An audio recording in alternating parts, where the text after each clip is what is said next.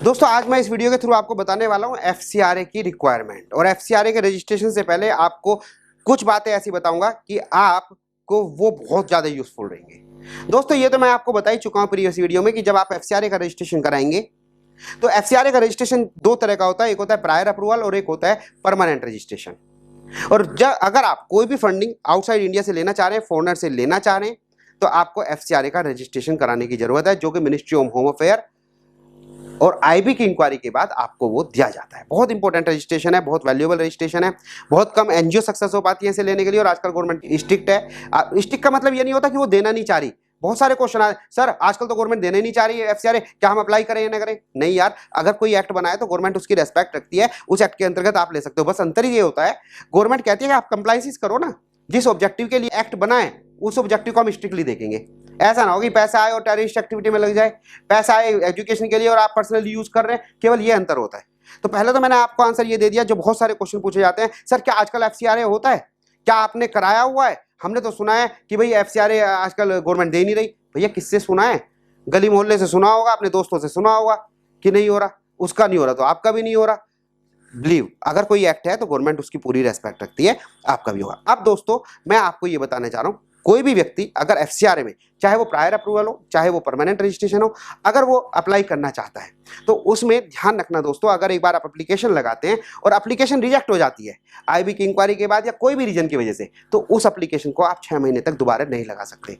6 महीने आपको रजिस्ट्रेशन करने में लगेंगे, तो आपका 1 साल का आगे पीरियड खिंच जाता है, पहली बात। दूसरी बात, जब आपका एक बार केस रिजेक्ट हो जाता है ना और फिर दोबारा एप्लीकेशन 6 महीने बाद लगाते हैं, तो उसमें एक कॉलम होता है कि आपका ऑलरेडी जो रजिस्ट्रेशन है वो रिजेक्ट हुआ है। और जब आप उसे कहते हैं रिजेक्टेड, तो वो एक नेगेटिव सिग्नल होता है। तो कोशिश करना कि आपका केस रिजेक्ट ना हो, आप उसके लिए अच्छी करें।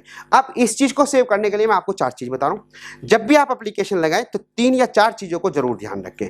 अगर आप ये क्राइटेरिया पूरा करते हैं तो एप्लीकेशन की तरफ बढ़ना, अगर नहीं कर रहे, कोई भी कंसल्टेंट कुछ भी कहे तो आप बिल्कुल मत करना। ये मैं आपको पर्सनल बेस पे आपको एडवाइस कर रहा हूं। अदरवाइज क्या होगा, आप किसी से पूछेंगे, वो कहेगा हाँ मैं करा दूंगा। बहुत सारे केस हैं ऐसे कि हाँ मैं करा दूंगा, होगा है नहीं, आपकी एप्लीकेशन रिजेक्ट हो जाएगी, आपके 50-60 1 लाख रुपए वो अपनी कंसल्टेंसी ले लेगा, आपका टाइम वेस्ट, पैसे वेस्ट। तो उसे बचाने के लिए मैं आपको 4 चीजें बता रहा हूं कि आप 4 चीज जरूर देखना।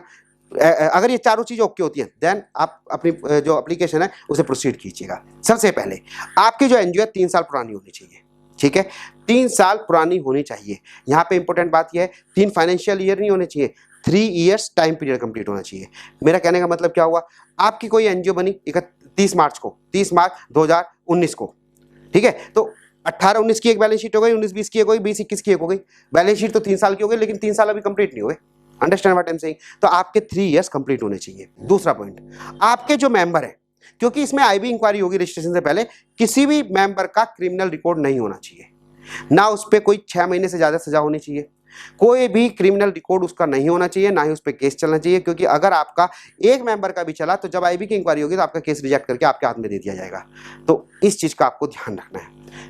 तीसरी, आपकी जेन्युइन एक्टिविटी हो, और गवर्नमेंट ने जेन्युइन एक्टिविटी के लिए कर रखा है कि लास्ट के 3 साल में कम से कम 15 लाख का खर्चा होना चाहिए। अगर आपका एनजीओ का 15 लाख से खर्चा कम है तो आप अभी एप्लीकेशन को अप्लाई नहीं करेंगे, नहीं करनी चाहिए।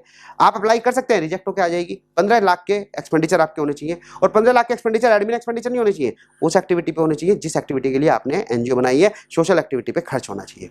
एंड फोर्थ इज, आपका एप्लीकेशन लगाने से पहले एक स्टेट बैंक ऑफ इंडिया में बैंक अकाउंट खुल जाना चाहिए, और वो भी ऑल ओवर इंडिया का, दिल्ली में खुलेगा। अब दोस्तों यहाँ पे बहुत सारे लोगों को कन्फ्यूजन है, क्योंकि दिल्ली से अकाउंट खुलवाना अपने आप में एक टिपिकल है, लेकिन यहाँ पे मैं आपको एक सीक्रेट बात बताता हूँ। गवर्नमेंट ने बहुत फैसिलिटीज दी है कि आप अपने लोकल एरिया से, खुलेगा दिल्ली में ही, लेकिन एक ऐसा सिस्टम बनाया हुआ है कि आप अपने लोकल एरिया में भी एप्लीकेशन लगा सकते हैं। वो दिल्ली आएगी, दिल्ली से कोऑर्डिनेट होकर वो अकाउंट खुलेगा। ये 4 चीज अगर आपकी ओके है तो आप एफसीआरए की एप्लीकेशन को आप प्रोसीड कर सकते हैं आगे। जब भी मेरे पास केस आते हैं एफसीआरए के, सबसे पहले यही 4 चीज पूछता हूँ। ये 4 चीज ओके हैं तब हम आगे जाएंगे। अगर ओके नहीं है तो आप स्टॉप कर दीजिएगा।